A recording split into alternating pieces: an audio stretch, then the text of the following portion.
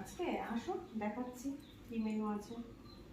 দাদানের ভাত বেড়েছি, এটা হচ্ছে মিষ্টি আলু ভাজা। দাদান খেতে খুব ভালোবাসে, সেদ্ধটা বেশি ভালোবাসে, তবে আমি ভাজা করেছি। আর এখানে আছে বিট ভাজা। এটা কি বলো তো? হেলেঞ্চা শাক।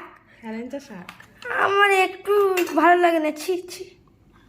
ছি ছি করলে হবে না, এটাই খেতে হবে, এটা খুব উপকারী খাবার। আর শাক খাওয়া জানো তো কত ভালো। শাক না খেলে চোখ খারাপ হয়ে যাবে খুব তাড়াতাড়ি, ঠিক আছে? আর দাদানের এটা খুব প্রিয়। এটা হচ্ছে মাছের ডিম দিয়ে করেছি।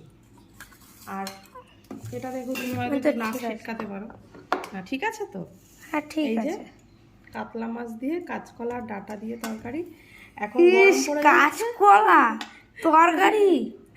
শোনো, এখন গরম পড়ে যাচ্ছে, এখন কিন্তু এরকম খাবারই খেতে হবে।